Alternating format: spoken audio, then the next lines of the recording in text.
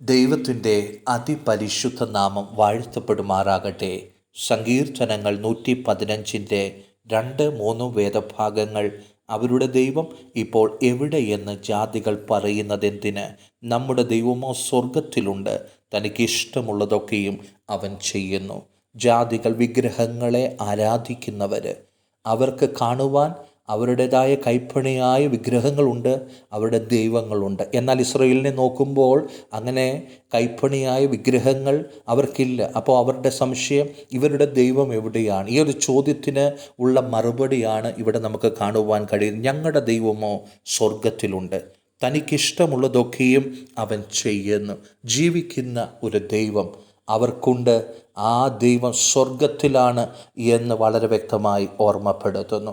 ആ ദൈവത്തിന് ആമെ കേൾക്കുവാൻ കഴിയുന്നു, മണക്കുവാൻ കഴിയുന്നു, സ്പർശിക്കുവാൻ കഴിയുന്നു, നടക്കുവാൻ കഴിയുന്നു, സംസാരിക്കുവാൻ കഴിയുന്നു. ആമെ ജീവിക്കുന്ന ദൈവം, ആ ദൈവം തനിക്ക് ഇഷ്ടമുള്ളതൊക്കെയും ചെയ്തുകൊണ്ടിരിക്കുന്നു. അങ്ങനെയാണെങ്കിൽ സകലത്തെയും സൃഷ്ടിച്ച സർവശക്തനായ ദൈവം, സകലത്തെയും നിയന്ത്രിക്കുന്ന ദൈവം, ആമേ സർവ്വവ്യാപിയായ സർവജ്ഞാനിയായ ദൈവം, ആ ദൈവം തനിക്ക് ഇഷ്ടമുള്ളതൊക്കെ ഓരോ ദിവസവും നിർവഹിച്ചു കൊണ്ടിരിക്കുകയാണ്. തൻ്റെ സൃഷ്ടികളിൽ ദൈവത്തിൻ്റെ ഹിതം, ദൈവത്തിൻ്റെ ഇഷ്ടം ദൈവം നിർവഹിച്ചു കൊണ്ടിരിക്കുകയാണ്. ദൈവമക്കൾ ഇന്ന് പകൽക്കാലം ആമേൻ ആ സർവശക്തനായ ദൈവത്തിൻ്റെ കരത്തിൻ്റെ കീഴിലേക്ക്, ആ ദൈവഹിതത്തിലേക്ക് നമ്മൾ ഏൽപ്പിച്ചു കൊടുക്കുന്നുവെങ്കിൽ നമ്മുടെ ഭാവിയോടുള്ള ബന്ധത്തെങ്കിൽ ദൈവത്തിൻ്റെ കയ്യൊപ്പുകൾ നമ്മുടെ ജീവിതത്തിൽ കാണുവാൻ ഇടവരുമെന്ന് തിരുവചനം ഓർമ്മപ്പെടുത്തുകയാണ്. സ്വർഗീയ കർത്താവേ, ഞങ്ങൾ വിശ്വസിക്കുന്നു, ഞങ്ങളുടെ ദൈവം ജീവിക്കുന്ന ദൈവമാണ്, ഞങ്ങളുടെ പ്രാർത്ഥന കേൾക്കുന്ന ദൈവമാണ്.